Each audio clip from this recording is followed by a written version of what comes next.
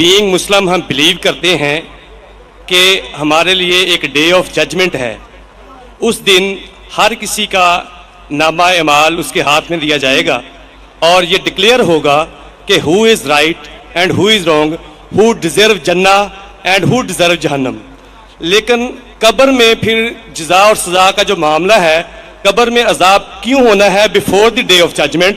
ابھی result declare ہونا ہے قیامت کے دن, تو قبر میں عذاب پھر کیوں ہونا ہے؟ اگر کوئی گناہ گار ہے تو قبر جنت کے باغیچے میں باغیچہ کیوں ہے, یہ پہلے کیوں ڈکلیئر ہوتا ہے؟ جزاکم اللہ خیر. بھائی صاحب نے سوال کیا ہے کہ یوم القیامہ میں ہر ایک کو پتہ لگے گا انہوں نے کیا گناہ کیے, کیا اچھا کام کیے, کہ وہ جنت میں جائیں گے جہنم میں جائیں گے. تو یہ قبر کے عذاب کیوں؟ میں اس کی مثال دوں گا.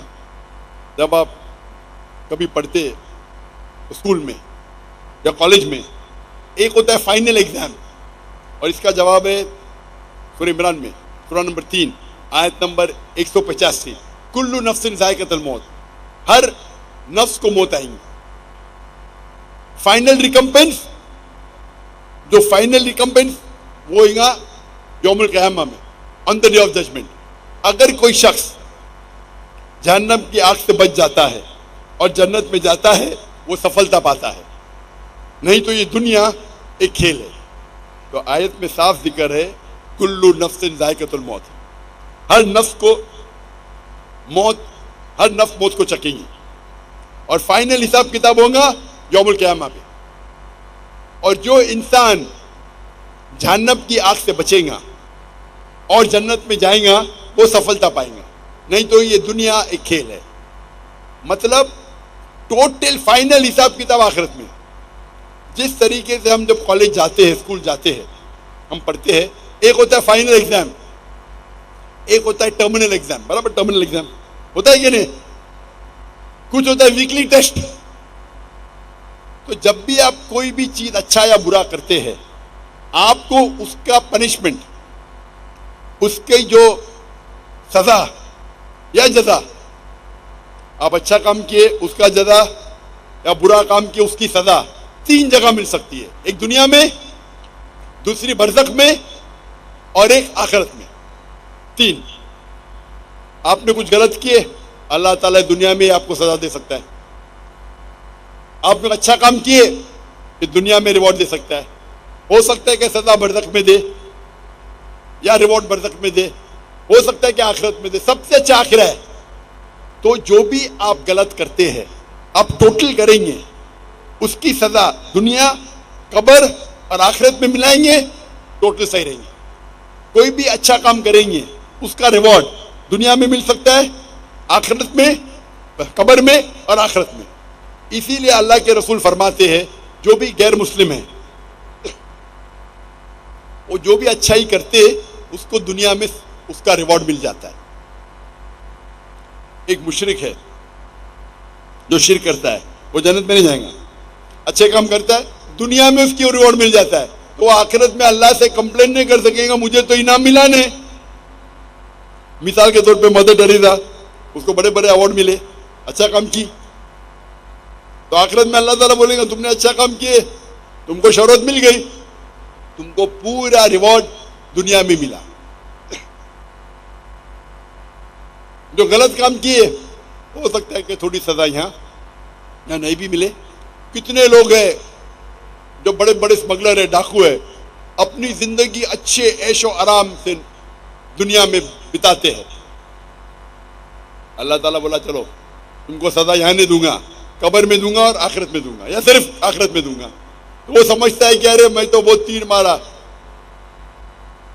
غلط کام کیا, مشرک ہے, ڈاکہ ڈالا, لوگ کا قتل کیا, دنیا میں کچھ نہ اس کو پنشمنٹ ملی. پنشمنٹ مل سکتی ہے قبر میں اور آخرت میں.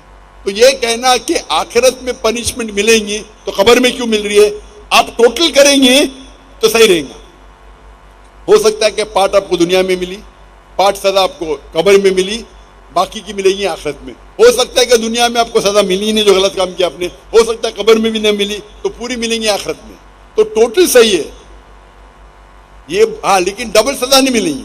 ڈبل مطلب آپ کو ملنا چاہیے 100 پوائنٹس کی سزا, ہو سکتا ہے کہ 2 پوائنٹ دنیا میں ملیں گا, 8 پوائنٹ قبر میں, 90 پوائنٹ آخرت میں. اللہ تعالیٰ ایسا نہیں کرے گا 100 پوائنٹ دنیا میں بھی, 100 پوائنٹ قبر میں بھی, 100 پوائنٹ آخرت میں. یہ غلط ہے. تو اگر 100 پوائنٹ کی سزا ملنا چاہیے, آپ کو کچھ پوائنٹ دنیا میں ملیں گے, کچھ پوائنٹ قبر میں, باقی ملیں گے آخرت میں. جو لوگ, اسی لیے اللہ کے رسول فرماتے کہ یہ دنیا جو ہے ایک مسلم کے لیے قید ہے اور ایک کافر کے لیے جنہ ہے. تو ایک غریب یہودی پھٹیلے چھٹیلے کپڑے پہن کے, حافظ ابن حجر اسقلانی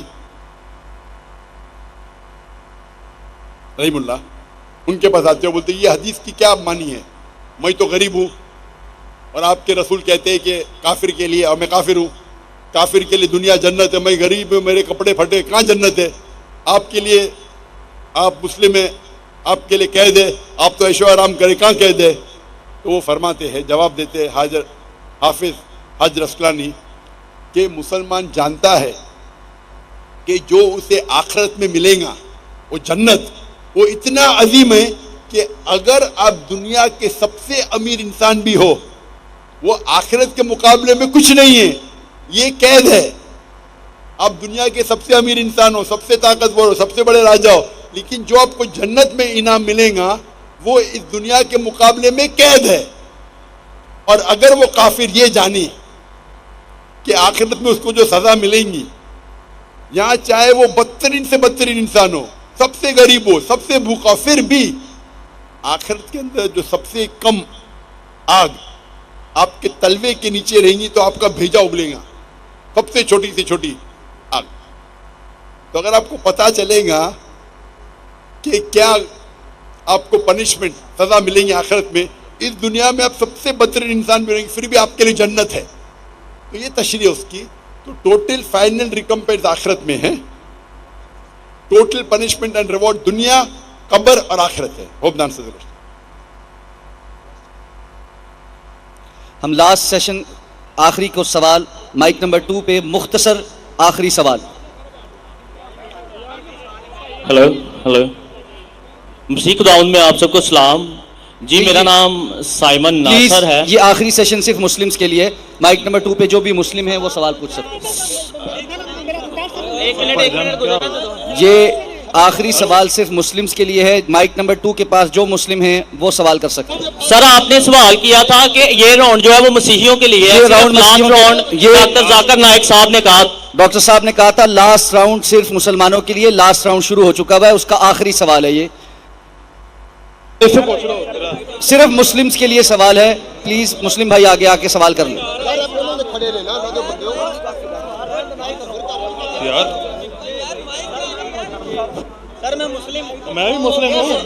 مجھے ایک سلام پہنچانا. بھائی سوال کرنے والا بھائی آگے آئے, سلام پہنچانے والا بھائی آگے نہ آئے. میرا سوال ہے, ایک سلام پہنچانا ہے. جی السلام علیکم, میرا نام حیدر گلفام ہے اور میں دین حق کا طالب علم ہوں. میرا ڈاکٹر صاحب سے مختصر سوال یہی ہے کہ آج کے دور میں بہترین جہاد کون سا ہے؟ ایک سلام پہنچانا ہے. مائک بند کر دیجئے جی, مائک بند کر دیجئے. جیسے میں نے کہا تھا کہ آخری راؤنڈ صرف مسلمانوں کے ہوں گا, اور جو سوال پوچھنا چاہتے تھے اس نے پوچھ چکا تھا. سائمن پہلے سوال پوچھ چکا ہے تو اس کو موقع دیا گیا ہے, اور اکثر سوالات غیر مسلم نے پوچھے, تو یہ آخری راؤنڈ ہے اور یہ آخری سوال ہے. بھائی صاحب نے پوچھا کہ آج کی تاریخ میں سب سے بہترین جہاد کیا ہے.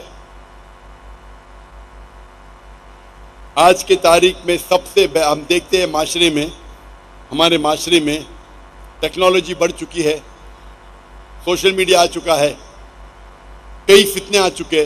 سب سے بہترین جہاد ہے جہاد اپنے نفس کے ساتھ. اپنی نفس کے ساتھ جہاد کرنا ایک عظیم جہاد ہے. ہم دیکھتے ہیں کہ ٹیکنالوجی بڑھ رہی ہے, سائنس بڑھ رہی ہے, کتنے چیزیں ہم کو سوشل میڈیا پہ آ رہی ہے, اور کئی بار مسلمان بھٹکتے ہیں اور قرآن اور حدیث پہ عمل نہیں کرتے. ہمارا جہاد ہونا چاہیے کہ ہم قرآن اور مجید کے نزدیک آئے, قرآن اور مجید کے تعلیمات پہ عمل کریں. تو میرے نزدیک آج کی تاریخ میں سب سے بہترین جہاد یہ ہے کہ قرآن اور مجید کے تعلیمات پہ عمل کرے. قرآن کو ترجمے سے پڑھیے, حدیث کو پڑھیے اور اس پہ عمل کریے. انشاءاللہ مسلمان پھر سے دنیا کے چوٹی پہ پہنچیں گا. آج کی حالت میں مسلمان کو لوگ نیچے دیکھتے ہیں, فٹ بال کی طرح لات مارتے ہیں, کیونکہ ہم قرآن اور حدیث سے دور ہیں.